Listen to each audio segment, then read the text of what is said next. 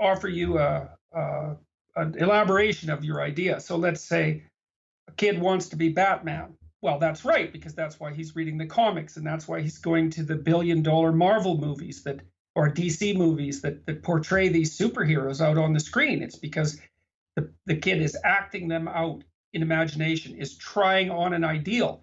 So let's say, well, maybe you start with a pro wrestler because you're not that conceptually sophisticated, and then maybe you move to Batman, and then maybe you move from Batman to Thor in the Marvel cartoons, and there you're in the domain of quasi deities, and then maybe you get a little bit more sophisticated than that, and you try on Jesus or Buddha, and then you ask yourself, well, what would happen to the world if you tried those on completely? And that's the real question. That's where the historical element and the mythological element meet. I mean, there's obviously a hierarchy of rank among individuals, and some people have a much more positive impact on the world through their actions than others. And there's some hypothetical ultimate limit to that. If you were the best person you could possibly be in every possible way, just exactly how much good could you bring into the world? And at what point would you be a bodhisattva? That's something Buddhists ask themselves all the time. Why would you be an incarnation of Christ? Something that isn't just mythological or imaginative or delusional. It's a partial, because the ideal recedes as you approach it. But there's a reality underneath this, which is that better people are better and worse people are worse. And there's archetypal limits to both of those. So these are very complicated things. They're fiction in a sense, but I would think about them more as metafiction. They're what happens when you distill fiction into what's ever centrally true about fiction. And it's really, really true. Well, I would grant you, and again, this is the topic of my book, Waking Up, that there are possibilities on the positive end of human psychology that very few people actualize for any significant amount of time. And people glimpse them in their best moments in life. They have peak experiences, whether on drugs or, after some crisis, or they've been fasting, or they have moments where they feel as good as they have ever felt. They feel as in touch as they ever will with just the sheer profundity of slamming into the present moment and finding it totally captivating and worthy of their attention. They're not looking elsewhere for anything. They have become identical to the feeling of being and found it to be, in some basic sense, perfect.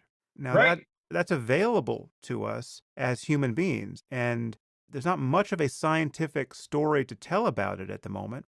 It's not arrived at by understanding more about the universe scientifically. So it is, in some sense, orthogonal to all of science. But my point is that it doesn't require delusion either. It doesn't require belief in anything on insufficient evidence. It doesn't require that we believe certain books were revealed by the creator of the universe and others weren't. You can get rid of 90% of what people are doing in the name of religion and spirituality and mysticism and still find this project captivating. The 10% that you retain, perhaps, is when you hear these stories about people like Buddha and Jesus and all of the people who have made heroic efforts to be like them historically, the Christian contemplatives and Buddhist monks and all the rest, you can find in the biographies and pseudo-biographies of these people some evidence that transforming the human mind is possible. And you can find that evidence in your own life if you have the right experiences. And you can see that human consciousness is perturbable and plastic, and you need not be who you were yesterday. And so when you're talking about becoming your best self or becoming more and more like the best selves that have ever existed, or you talk about transcending the self itself as an illusion, right? All of this stuff is worth thinking about and paying attention to, and there is a there. I'm not doubting that for a second. What I'm insisting upon, however, is that we need never step off the razor's edge of real honesty and conceptual integrity, even for a moment, in order to walk in that direction. And that's, as you said, most New Agers see no problem in indulging any kind of happy talk about the significance of crystals or whatever it is they're connected to. And that's where it becomes startlingly unscientific. And that's where someone like Deepak Chopra and I can't agree about how to talk about things, because the moment we start, he hits me with, you close your eyes and you feel at one with the universe. That proves that you preceded the Big Bang. Your consciousness was there before the Big Bang.